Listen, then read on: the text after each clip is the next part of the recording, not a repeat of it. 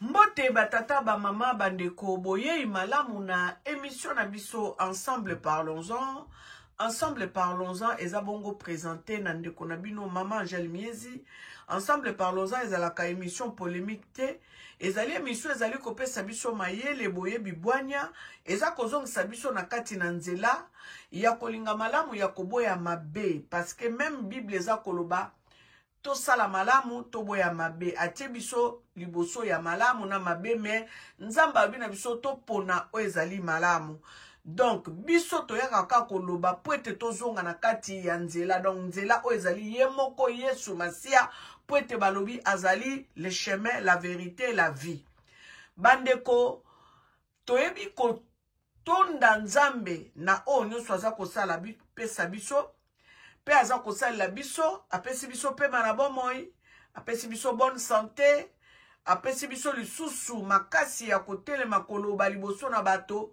En tout cas toyebi koloba merci na mokili ya likolo na senga na benga kenza komba mpungu tulendo akongo mongali lokombe kombe lolo la senji naloba toujours benga kai na monoko mboka na bino e malamu mingi. Alors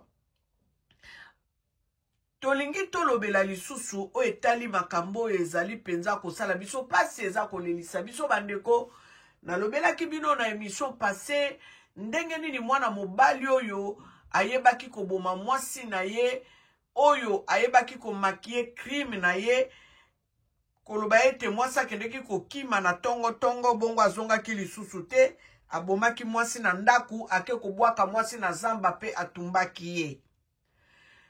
En tout cas, bandeko balandaka biso na kopesa bino mbote na suka ya émission po ete toyeba kopesa bato nyonso mbote po bandeko mosusu babinanga mama Angèle kokolekisaka ntango mingi na kopesa bambote te. Omoni moto mosusu akoti na émission alingi alanda émission nanu donc tokopesa bato nyonso bambote na suka bino bato bolandaka biso obo komantaka obo encourageaka biso. En tout cas tokopesa bino mbote na suka ya bemission na lingi bino mingi.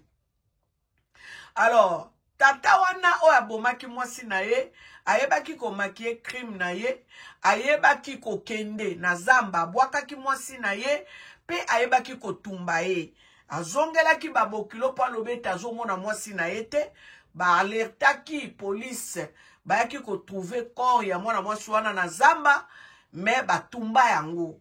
Mwana mobali wana alela mwasi na ye alelisa batu nyonso na bandaku komona mwana mobali akolela neti mwana mwasi me na tango mikolo elekaki bayaki koyeba ke yende moko abomaki mwasi na ye ayaki koavouer alobaki abomaki ye parce que mwasi azalaki trop autoritaire raison na ya pesela crime na ye yango wana alobi asala crime wana parce que mwasi azalaki trop autoritaire akoka koloba na ye loko te yango wana bomaki ye.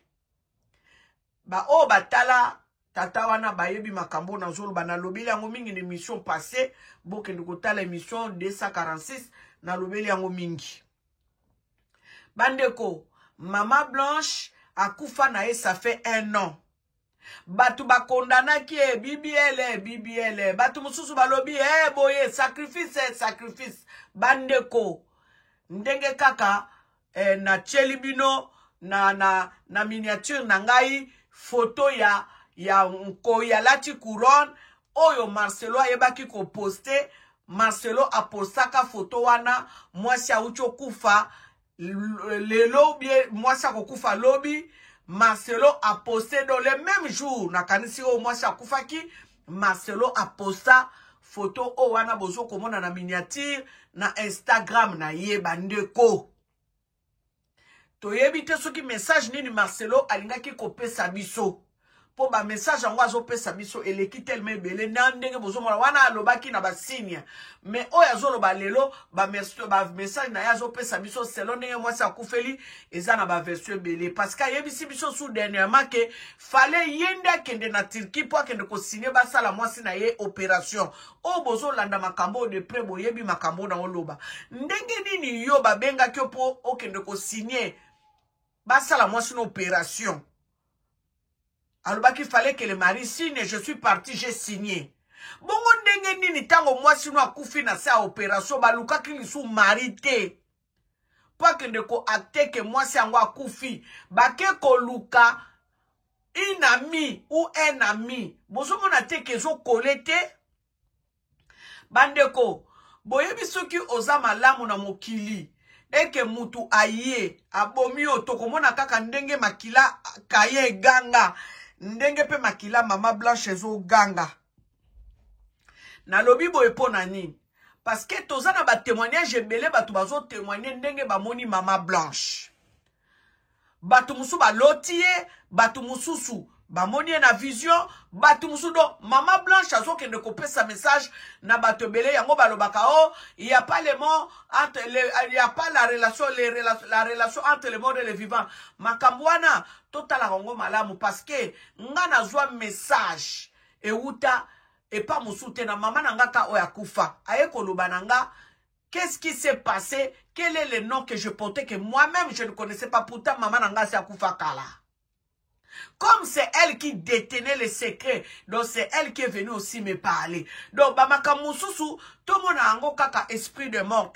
Tout le monde a un kaka oh, les morts ne sont pas en rapport avec les vivants. Ça, c'est faux parce que c'est le corps qui meurt. Mais l'esprit vit. Na kote la bino élément oyonga na yebisa ki bino dernièrement. Ba élément onga na zupe na kotange la bino lisusu na kopesa bino sous témoignage ya ndeko moko oyo ayebaki kopesa ngai alobi ndenge mama Blanche aye koloba na ye pona bana na ye na ndenge mama Blanche aye kolobela ye ke Marcelo azokosa biso Marcelo aloba vérité sikoyo na pesa bino nanu quelques éléments bandeko to monaka mama moko boitango mama Blanche akufaki Mama wana lobaki ke mama Blanche aye koyebisa ye atala bana na ye. Donc mama Blanche azolela mingi pona bana na ye. Donc mama Blanche n'était pas prête à partir. Toyoka pe ba témoignage ebele ba prophétie ebele oyo pe batu baloba c'est vrai batu mususu bayaka peut-être na ba sentiment na ye même Nzambe alobaka bandeko to minimizaka makambo nyonso te to rejetaka makambo nyonso te. Awa boye na préparer le bino émission oyo nga na landaki epa mama lumière RDC Congo RDC loko makasi mama lumière je te salue. Que Dieu te bénisse abondamment pour le travail que tu fais. Nzambe penza ayeba kopambola yo. Na lingi na tela bino nanu élément oyo mwana mwasi moko na yebite faza la zan accent ya ba gabonaise, ya ba togolaise, ya ba béninoise ou bien ya ba guadeloupéenne bino moko boyo ka ekaka nazo tela bino élément oyo boyo ka mwana mwasi oyo makambo nini amoni ndenge mama Blanche abimelaki ye aye kopesa ye message boyoka bino moko boyoka bozela na matisa volume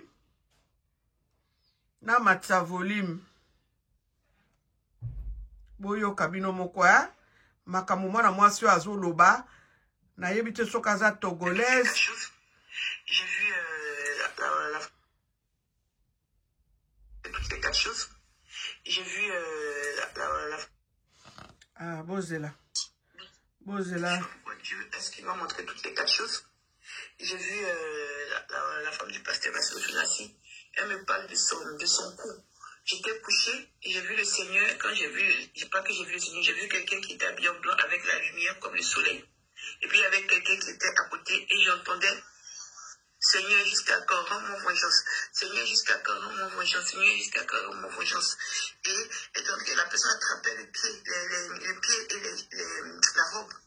Et je voyais la robe et la personne qui la disait, Seigneur, jusqu'à quand, rends-moi vengeance. Et mon cou, Seigneur, et mon cou. Je veux la vengeance pour mon cou. Je veux la vengeance pour mon cou. Seigneur, rends-moi justice pour mon cou. Seigneur, rends-moi justice pour mon cou. Et j'entendais dans la voix, le Seigneur dit, tu auras ta justice, tu auras ta justice, tu auras ta justice. Et quand elle était en train de parler, quand le Seigneur me montrait, elle attrapait son cou. Et quand elle attrapait son cou, et à un moment, c'est comme si, sans que je sache, j'ai vu comme des doigts. C'était pas des doigts, c'était comme des doigts. Ça venait comme ça sur son cou. Ce que le Seigneur m'a montré, en plus des 3 choses que je vous ai dit, et elle criait, elle disait, Seigneur, mais rends-moi justice, rends-moi justice, rends-moi justice. Et puis elle attrapait pour mon cou, pour mon cou, pour mon cou. Et j'ai dit, j'étais dans mon songe, et j'ai dit, mais Seigneur, tu nous as dit qu'il n'y a pas de relation entre les vivants et les morts. Et ils m'ont encore ramené à Luc. Il m'avait déjà ramené une fois. Ils m'ont encore ramené à Luc. Il m'a ramené à Luc et il m'a dit, ma fille, c'est pas moi qui vous ai dit la parabole de l'homme riche et de l'homme mort. Des fois, c'est des messages que je l'ai vue et elle pleurait. Elle était au pied. Il y avait une grande robe comme ça. Une grande robe. Et la robe, là, je ne voyais pas qui c'était, mais je voyais le visage en lumière. C'était la lumière. Le soleil, quoi. Et je la voyais, elle était au pied, comme si elle était là, mais elle n'était pas complètement habillée. Elle n'était pas complètement habillée, mais elle parlait et elle disait, rends-moi justice, jusqu'à quand, rends-moi vengeance, jusqu'à quand. Et puis elle attrapait son cou. Et après, j'ai vu des doigts qui venaient sur son cou. Je suis une servante de Dieu. Si c'est que Dieu me montre, je vais venir dire, je ne vais pas me taire, peu importe le prix à payer. Donc, ce que je voulais vous dire, et le Seigneur disait que, c'est le Seigneur parce que nous sommes enfants de Dieu, et c'est le Seigneur qui disait, je te rendrai justice bientôt, je te rendrai justice bientôt. Bien aimé, ce que j'ai dit ne vient pas de moi. Je l'ai vu en songe, elle attrapait son cou. Elle disait qu'elle battait son cou, et il y a des mains qui ont attrapé son cou. Et le Dieu dit qu'il va lui rendre justice. On va voir. Moi, je vous ai transmis, je donne ça. Si peut-être quelque chose m'arrive, vous avez reçu ça. Mais sinon, j'ai vu. Et quand j'ai parlé pour dire, Seigneur, tu nous as dit qu'il n'y a pas de relation entre les vivants et les morts. Il m'a encore ramené à Luc, la parabole de Luc 16, je crois, et du parabole. Il m'a dit, ne vous ai-je pas dit la parabole de l'homme riche et de Lazare? Et puis, quand il m'a montré ça, je voyais toujours les doigts. C'était des doigts un peu clairs. Et les doigts étaient ça, c'était le cou, c'était au niveau du cou. Non, je vous donne ça. Je ne sais pas pourquoi Dieu me montre ça. Je ne sais pas pourquoi il m'a parlé, pourquoi j'ai cette vision au niveau du cou. Et c'était comme ça. C'était comme ça. Vous voyez, non, c'était comme ça que je voyais. C'était comme ça. Donc, je ne sais pas ce que ça avait dit. Mais c'est ce que Dieu m'a montré. Et je viens dire parce que comme je donne beaucoup de messages, quand je sors, quand je fais quelque chose, je ne sais pas si je vais revenir, tout ça. Donc, je préfère donner. Parce que je suis une servante de Dieu. Dieu nous a appelés à qu'on soit un corps. Et que ce qu'il nous donne, on se donne entre nous. Et puis, comment on dit, l'esprit vérifié. Ça vient de Dieu et tout ça. Mais Dieu ne ment pas. Dieu ne ment pas quand il me montre des choses. Il ne me ment pas. Ce que j'ai vu là, je ne sais pas. Hein. Mais Dieu, il y a quelque chose qui va venir. Je ne sais pas c'est quoi. Mais comme j'ai vu les trucs de main au cou, je ne sais pas. Mais Dieu va nous dire. Ça va sortir. Si c'est quelque chose comme ça, Dieu va nous confiner, quoi. Voilà. Donc, je voulais vous en parler. Et aussi... Donc, Boyoki Binomoko, moi, je suis aza congolaise. Aza n'accent, il y a béninoise, il y a ivoirienne, batumoko ya ndengwana. Hein? Afrique de l'Ouest. Bandeko, botala makambu ndenge nzamba zo memela makambu na ye. Bozomona même pétition ozo salema, ce n'est pas une congolaise. Oya yeba ki kozwa premièrement initiative wana ya kosali sa pétition pour la maman blanche. C'est une togolaise ou une gabonaise. Bozomona ke makambo ya maman blanche eza nzambe nde mutu akoti yango. To sala très attention. To sala vraiment très attention. Makambo ndenge zo kendele. Nzambe ko azolinga ko frapper bato bako tambola sembo te tout autour na ye. To o bazo tambola sembo te na kati ya bonzambe don nzambe azana kanda makasi. Pona ko tala ndenge batu bikolo na bikolo bakoti makambo eseleki inane. Menzamba keko sala keko kundola yango parce que molimo a mama blanche eza tranquille te ye moko ayeba ki kopesa message na zoyo ki sabino ndenge papa moko alekaki na kati ya émission mama lumière alobaki ndenge ayeba ki kokutana na mama blanche. Papa wana kutainaki na mama blanche tango akendeki kotala cimetière ya papa na ye tombo ya tata na ye na nécropole parce que ye avandaka na poto akendeki kotala tombo ya papa na ye poto tango bakundaki papa na ye akendeki te akendeki nde akende kotala place batia papa na ye na kozonga na ye nde akendeki kokutana na foto ya mama Blanche alobi na kati na ye intérieurement alobi nzoka nde besprit ese connectaki ale na mikolo elekaki nde mama Blanche aye kobimela ye alobi ozo se souvenir na ngai nde omonaki foto na ngai kuna mais sourire wana oyo omonaki eza bongo te naza na kimia te parce que moto asalanga boye esengela ya koloba vérité eloko wana namoni yango susu ndeko moko akomeli ngango alobi ye mama Blanche pe abimelaki ye tolanda nano moto oyo ayebaki ko intervenir epai ya mama Lumière tozolanda bozela natiela bino elema wana bolanda ngo bino moko bo comprendre eza mwa molai bozala patient. Madame, merci beaucoup pour la parole, mais sauf que m'entendez, j'espère. Allô? Oui, allô? Oui, on vous attend, oui. Ça va, d'abord, je suis d'abord animé d'un sentiment qui, je ne sais pas comment expliquer, parce que la dernière fois quand, bon ça c'est entre parenthèses, mais moi je vais beaucoup plus parler dans notre personne. C'est-à-dire que la dernière fois, je me rappelle quand je parlais ici, et le lendemain, normalement je comptais partir pour travailler, et le lendemain, dans mes rêves, et je vois la dame qui s'éclate, c'est-à-dire la dame qui s'apparaît dans mes songes, il me parle. Est-ce que tu te rappelles les jours que tu es descendu voir ton père qu'on a enterré à l'école? Je me rappelle, quand mon père était décédé, moi j'étais en Europe, et c'était que par après, je suis descendu là, et les jours que je partais pour aller s'incliner dans mon corps de mon père, et j'étais accompagné. Et arrivé là avec les gens, on cherchait l'école, tu vois, les gens qui travaillent là au cimetière. On a payé tout ce qu'on devait payer, ils m'ont aidé, et jusqu'à ce qu'on a pu retrouver l'endroit, et j'ai pris un clinique.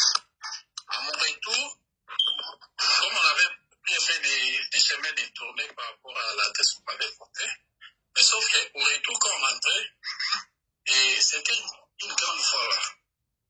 C'est comme un sentier de part et d'autre, il y a un peu de palmes, mais je ne sais pas comment décrire, mais c'était une fois vraiment, la voiture est passée. Et juste quand on rentrait, et c'est par là que, après le dos, je vois maintenant la photo de la dame qu'on a enterrée, juste là. Et c'est par là, oh, c'est la dame qu'on avait regardée quand on voyait les images de la bruit là qui s'est bâtie au niveau du stade qui prie pour. Ah, c'est la dame, on l'a intéressée. Et la manière maintenant, j'étais plus attiré par rapport à son sourire. Et c'est par là maintenant, je sens moi, c'est comme si je me suis rapproché. Quand j'ai regardé là aussi, et c'est par là que je suis sorti. Mais présentement, les problèmes, ça a un niveau. Récemment, quand j'ai parlé, c'est qu'on a discuté, après c'était un peu la nuit. Et après cela, 2 jours après, je sens la dame qui me fait apparaître. Et donc voilà, tu te rappelles les jours que tu es fini s'incliner au cours de ton père. Et à ton retour, tu m'avais vu être enterré avec des souris et tu étais approché tout. Mais il ne faut pas regarder ces souris-là, mais je veux que la vérité soit faite au peuple de Dieu. Ça, c'est le message. Je ne sais pas. À qui le message que ce soit, là, je ne maîtrise pas bien si ça, c'est pas. Je ne sais pas, peut-être, de la manière que je vais parler ça, peut-être que je peux être soit libéré à moitié par rapport à ces rêves-là, mais ça, c'est juste le message. Donc, s'il vous plaît, monsieur le docteur, je vais essayer un peu de renchérir. Alors, le docteur Fleming que vous êtes en train de voir, je pense qu'il y a 2 jours de cela, si je ne me trompe pas, 2 jours passés, nous étions dans le live, je vous dis, on était là jusqu'au petit matin. C'est-à-dire, il y avait l'émotion, il y a beaucoup de personnes qui ont participé. Jusqu'au petit matin, on n'a pas dormi. Alors, le médecin nous avait expliqué la différence entre l'acte des décès et le certificat des décès, mort trouvé, mort à l'hôpital et machin. Donc, il avait la solution, comment est-ce que la famille pouvait se rendre en Turquie, aller visiter le secrétariat général du ministère de la Santé et tout ça. Bon, maintenant, il veut nous parler après le live, lorsqu'il est allé s'endormir. C'est là où maintenant, dans ses songes, il le voit. C'était des jours. Un jour passé, hein? Un jour après. Donc, après le live, dans ses rêves, il a vu Maman Blanche lui apparaître. Et maintenant, on va écouter ce que, comme message, Maman Blanche lui a donné comme message. Ok, on vous écoute. Bon, ça dit que quand j'étais parti, parce que mon père aussi était enterré là à Nécropole. Et quand on passait de sorte que... Parce que quand je suis arrivé, moi j'étais en Europe, mon père était décédé. Et c'est là que par après que je suis descendu au pays pour venir faire cette vie. Et quand on est arrivé là au niveau de Nécropole, il y avait, bon, vous comprenez qu'avec, vous avez les données, mais vous donnez, il vous fait marcher un peu, non, peut-être c'est de l'autre côté. Mais au finish, quand on est arrivé, là on avait enterré mon père, et je me suis incliné. Et au retour, maintenant, ces gens-là nous disent, au lieu de passer un peu dans les tombes, des petits sentiers-là, prenons la voie principale. Il y a une voie là, une grande voie là, et puis de part et d'autre, apparemment, il y a soit des palmiers peut-être. Et au retour, subitement, je me tourne comme ça, je vois, oh, il va maintenant, la tombe c'est là-bas, moi je ne savais même pas que c'est. Mais moi j'étais plus attiré par rapport aux souris, tu vois, les souris de Manet. Parce qu'on sait, oh. Et quand je me suis approché, oh, c'est la dame qu'on a vue dans les quoi, dans les YouTube, quand on priait par rapport au pays et sous la clôture ce soir, oh, c'est pas là. J'ai dit, oh, c'est quoi l'intérêt? J'ai dit, bon, ça va, on est rentré. Mais mon problème, c'est, ouais, récemment, quand on a un peu à parler, à discuter, tout ce qu'on a à discuter, et un jour après, je vois seulement la dame qui apparaît dans mes rêves, qui est en train de me faire dire ceci. Tu vois les souris là, tu te rappelles le jour que tu es venu pour s'incliner au corps de ton père. Et tu te rappelles que tu as vu ma tombe avec les souris. Je ne crois pas par rapport à ces souris-là, mais je ne suis pas entré en ce sens que il faut qu'on puisse éclairer le peuple d'Haïti, que la vérité soit faite. Ça, c'est ça le message que je suis en train de transmettre. Peut-être en parlant de ceci, peut-être je sais que le message est arrivé. Je ne sais pas qui le message est adressé, je ne sais pas. Même ça, c'est seulement les mots qui s'est apparaît 2 fois dans le songe. Bon, ça, c'est entre parenthèses. 2 fois dans le songe, le même message? C'est 2 fois le même message. Une fois, c'était la nuit dans l'horreur, et une fois, c'était juste la journée, j'étais en train de travailler. Et subitement, tu vois, la journée, à cet moment, tu te sens un peu fatigué, tu comptes un peu dormir un peu, directement, tu vois maintenant la dame qui t'a parlé. Et subitement, tu te retrouves, mais pourquoi je me suis demandé que c'est le jour du soir après? Et c'était comme ça. Et c'est par là que je me suis senti que non, comme le message apparaît 2 fois, donc c'est vraiment quelque chose que je ne peux pas garder. Voilà la raison pour laquelle je viens juste de l'exprimer. Je ne sais pas, est-ce que les jours qu'on parlait, je ne sais pas, je maîtriserai même nécessairement le message que j'ai transmis. À qui de toi le message, je ne sais pas. Non, Maman Blanche te disait ceci, il ne faut pas voir le visage que vous avez vu dans ma tombe. Oui, oui. Ne vois pas les souris que j'ai présentées sur ma tombe. Mais je ne suis pas en paix. Il faut que la vérité soit tranchée et que le peuple d'Haïti sache la vérité. Ça, c'était le message. Ça veut dire. C'est seulement ça. En tout cas. Vous avez entendu ça? Donc, 2 fois, Maman Blanche vous a apparu. Mais vous êtes au Congo ou bien? Vous avez juste rêvé comme ça, maman Blanche, en train de vous rappeler le jour que vous étiez allé s'incliner? Une fois c'était la nuit, c'est récemment ici. Une fois c'était la nuit, mais les gens sont bizarres, hein. On est en train d'écouter quelque chose de bien comme ça, vous me attendez mon tonton, pardon. Ah, on écoute quelque chose de sérieux comme ça, allez, vous faites du bruit. Tonton, s'il vous plaît, vous pouvez répondre parce que les gens veulent enregistrer, ok? Et donc, vous avez vous-même écouté Boyo Kibino Moko. Ndenge mwana mobali ndenge na lobela kibino na émission passée yango bomoni na ke ko enregistrer ndambo émission wana pona yela bino pona koloba yete na inventé te na kosité. Donc batu bazomona Mama Blanche ba témoignage eza ya ndenge na ndenge Mama Blanche azo réclamer justice. Yango bomoni ezaka ba congolais te ba telemi batu nyonso ba telemi. Tout le monde est debout pour réclamer la justice pour Mama Blanche. Donc, bato yo bakoyako ba corrompre bino ba pesa bino mbongo.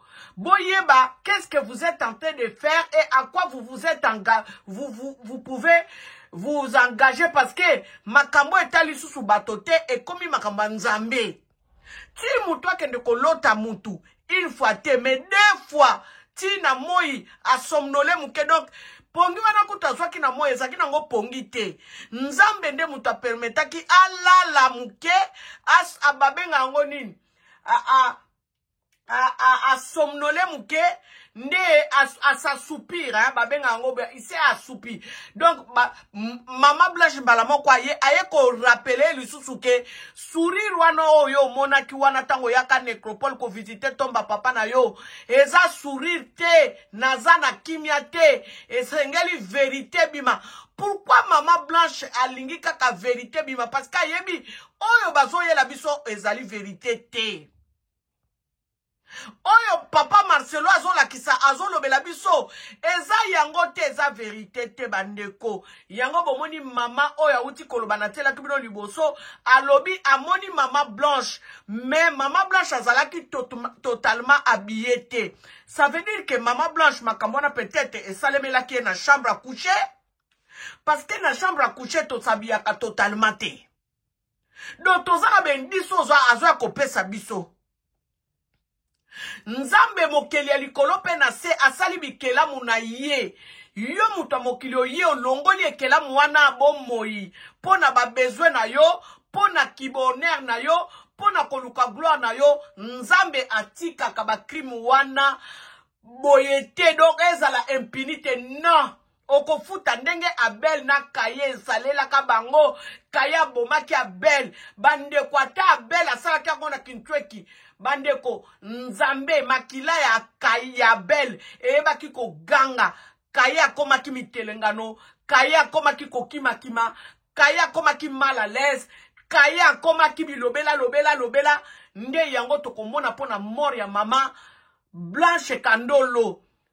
Parce que azo réclamango esprit na ye ezo réclamer esprit à Mama Blanche azo que nous réclamer partout na ba congolais kate maman utolo bawa aza congolais te sikoyo na otangela bino message onga na zui yande komoko pe Mama Blanche pe abimela kiye bandeko tokotanga message wana na yebisa bino Mama Blanche alobi na ye nini alobi na nga boye Mama Angèle ngai na bandaki kobondela na ngai pona bana ya Mama Blanche tellement situation ngo lekeli kilo abandaki kobondela pona bana Mama Blanche sikoyo Mama Blanche aye kopesa ye message. Mama Blanche aye kopesa ye message koloba ete esengeli baloba vérité pona mort na ye. Mama oyo alobeli nga nini akomeli nga nini alobi boy. Bonjour Maman Angèle. Il y a 5 jours, je pleurais pour les enfants de Mama Blanche. Elle m'est apparue dans les rêves. Voici son message. Marcelo connaît la vérité au sujet de ma mort. Maman Blanche azoye bisandeko oyo azolo bane boye. Marcelo connaît la vérité au sujet de ma mort. Ce qu'il dit au peuple de Dieu n'est que mensonge. Elle m'insistera en disant que Marcelo ment. Il connaît la cause de ma mort. Elle était si triste, elle a disparu. Ah Seigneur, Marcelo Ndoki. Donc, bato ebele bazomona Maman Blanche. Papa Marcelo n'a qu'à dire la vérité de tout ce qui s'est passé en Turquie. A bombelo côté. Pour modèle esprit à Maman Blanche ezana kanda. Modèle esprit à Maman Blanche ezoke ndoko tambola ke pa batu. Bokomona ka mutu abando longola bilamba e. Bokomona ka mutu abando kima mbangu na balabala Kinshasa. Bo comprendre te bo kansa wake ndako simba bakisi na enzoka nde molimo wa Maman Blanche komi kotungisa.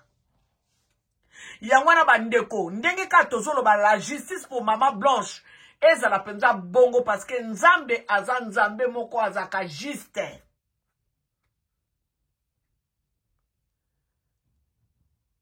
Balobi les ténèbres ne régneront pas toujours. Soit que komiti bo komi ko boma ba être humain, bo komi ko boma bandeko, bo komi ko boma basi, bo komi ko boma mibali, bandeko. Ah wana penza bo touche penza ko bisiko bo ko touche te.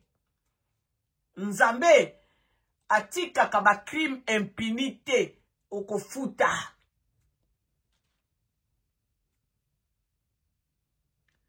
Tozo tala ndenge ba étranger bazo sengela Maman Blanche justice. Bino bokanisi nzamba yo karate.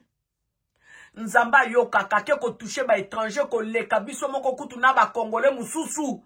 Parce que ba congolais mususu bozo mona mutazo sala ba makamba mabembeba boko beta pe maboko bandeko. Natali video moko bo esalinga pasi. Pasteur Marcelo, na kobenge pasteur te, parce que nga nazolo bela pasteur te, na boy bato bayaka ne touchez pas mes nazolo bela individu, le mari d'une personne qui a perdu sa vie en Turquie, dont la mort est mystérieuse. Marcelo après une année, tobenga kutu une année, te na baxele ba mois. Marcelo après quelques mois, abadi kolobake, na kolela Blanche ti mukolonine. Ngana ndimela Blanche te. Je parle si Blanche comme Seigneur et Sauveur. Bande kona koyela bino elema wana parce que il faut tolobela makamu nyonso. To bongo la bizaleli, to longo la fanatisme, benga mabe, malamu benga ngo malamu, bande koto tika ko s'isole, makamu mususu ezaka makamako bomba ka te.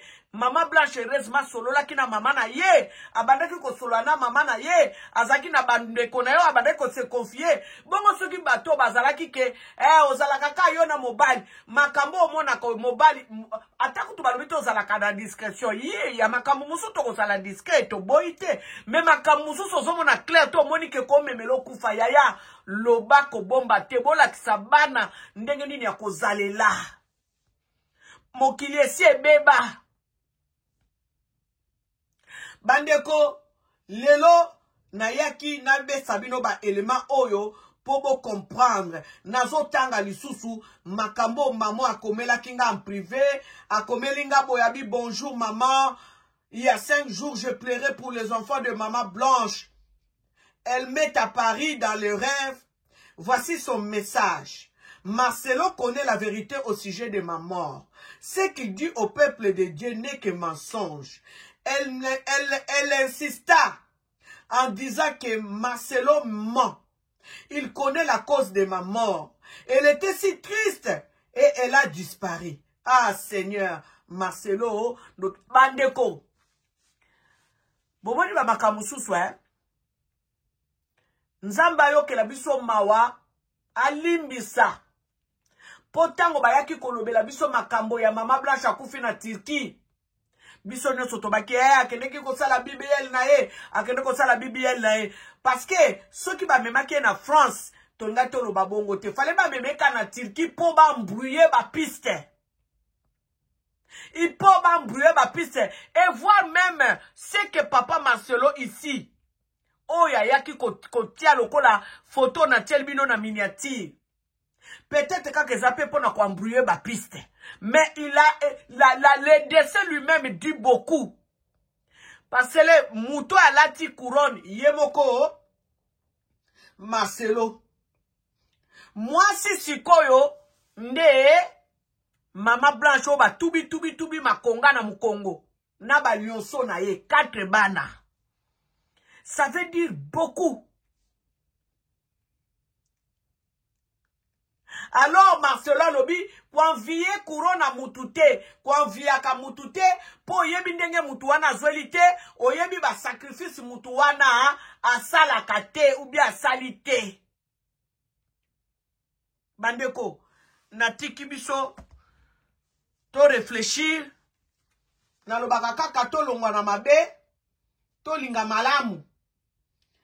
To longwa na mabe, to linga malamu po. Malamu nde nzamba lingi biso to salaka. Alors, j'ai dit un grand coucou à ma grande sœur, Marine Kenge na Melin.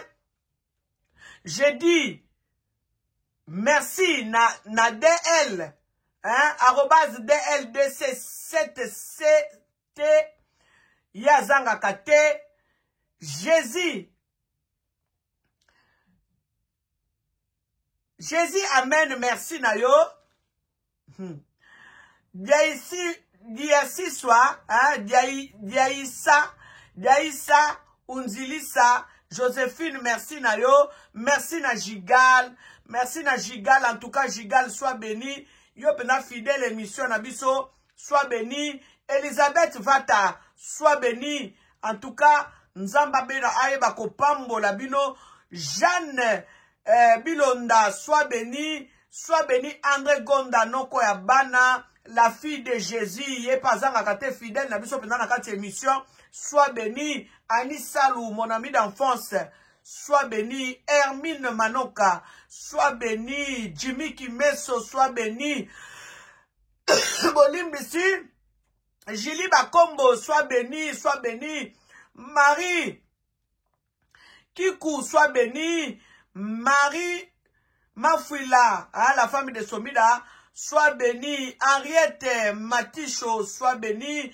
Geneviève,